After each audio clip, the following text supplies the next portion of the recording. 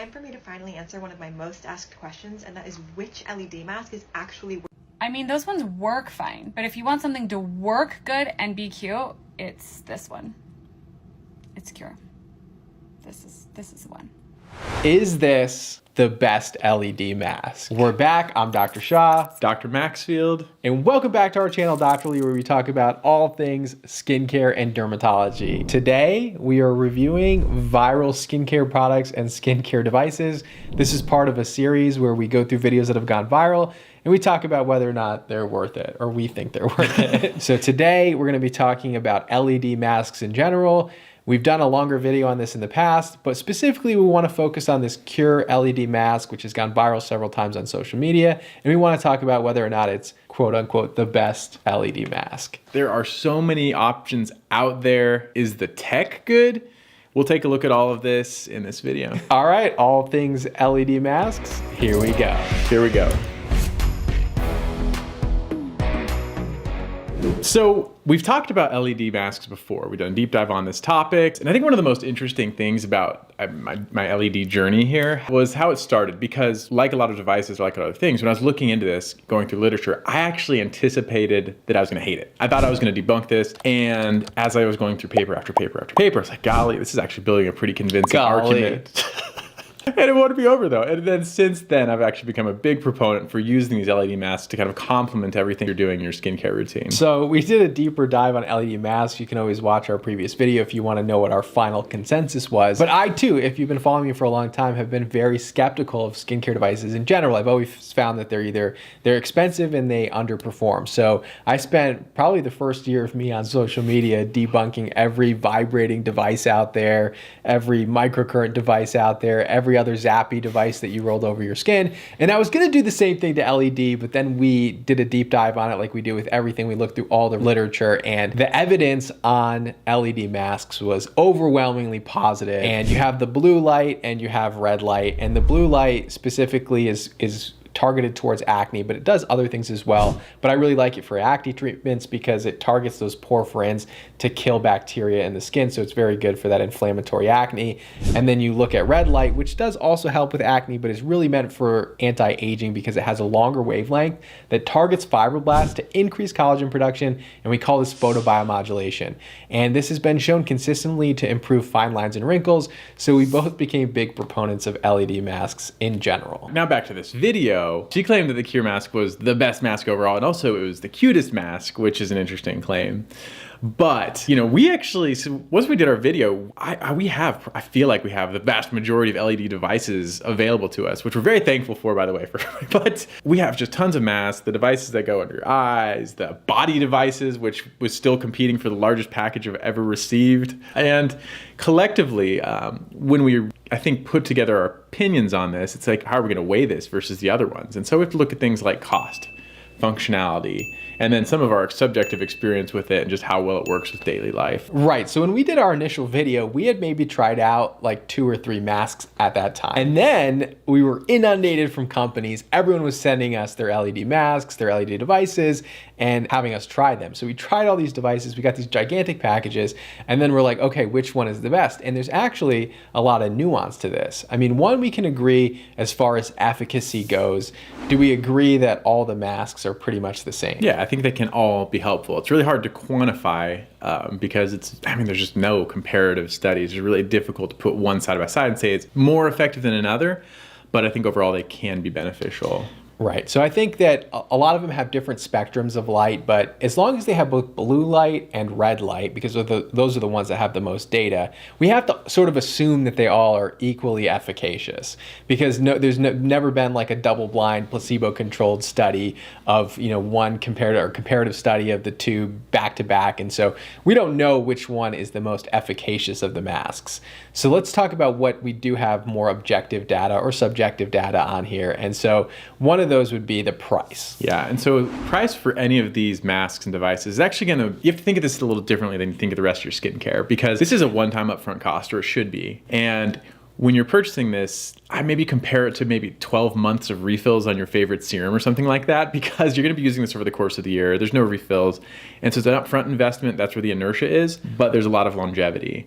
And so once that's out of the way, then you kind of look at the prices and be like, okay, these range from kind of $100 to maybe $500, $600, $700. And where does this mask fall in? It's kind of in the middle. So I don't know if you necessarily want to be buying the budgetist that you can. I don't know if you necessarily need the bougie. So I think the middle of the road is actually an acceptable place to be here. Right. So based on the build of it, you know, you have super low quality ones that can be pretty cheap, pretty plasticky feeling, and like $100 or sub $100. And then you have very expensive ones that don't seem to have increased quality, but they're just more expensive. This kind of falls right in the middle range, which I think is reasonable based on, like Dr. Maxfield said, it's a one-time purchase and you get to use it over and over and over again. Not number one in price. So let's move on to the next category and let's talk about the build of this thing, the build quality of the plastic, I guess, that this is made of. Okay, so this actually combines a little bit of objective and subjective components here. So objectively, you know, we talked about the wavelength spectrum. This goes from blue, I think, to near infrared or infrared, which is a very broad thing. But we're talking about like the packaging, the qualities. This is kind of like a subjective thing. I guess when you get to the box, I actually really liked it. It kind of folded out open and there's a nice little shelf. Also, I think a sample size of their serum, which is an amazing serum, but I don't have it with me. The mask itself though, so it feels kind of sturdy. It's like feels heavier quality.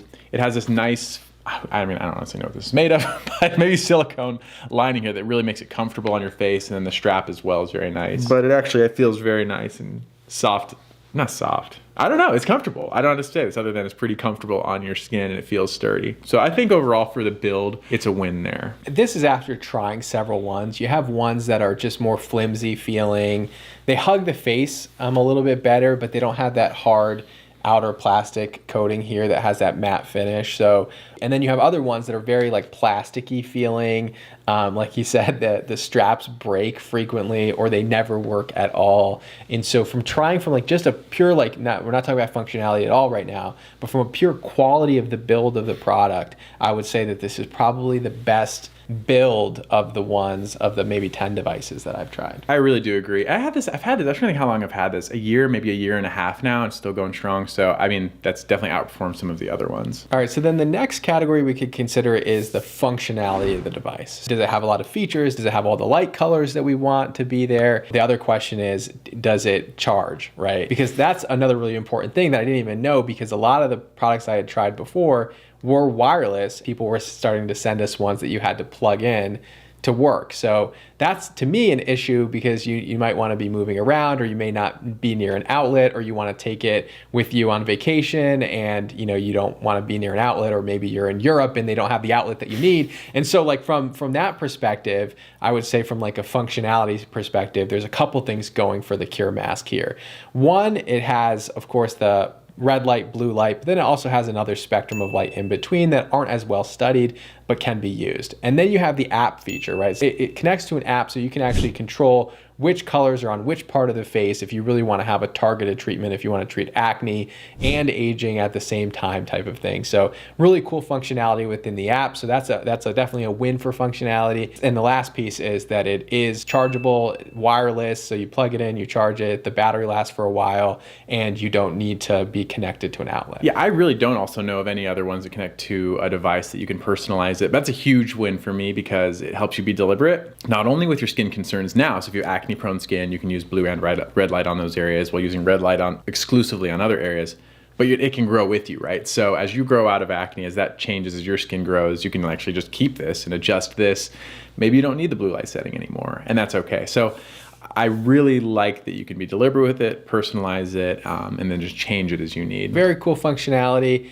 Compared to other devices, I would say that it wins with the app functionality, and then there are other ones that plug in and charge, so it's not necessarily winning in that category, but it's neutral. But overall functionality of the device, I would say, again, a winner in that category. Yeah, absolutely. The next category is very subjective, I would argue. This is probably the most subjective thing. Is this the cutest mask that you can wear? And does it matter if it's the cutest mask? I think that's very questionable, because, but not only that, it's like, are any of these cute? I don't think think there's a mask that you could wear out and it would be socially acceptable to go throughout your daily life with it. They are all somewhat dramatic.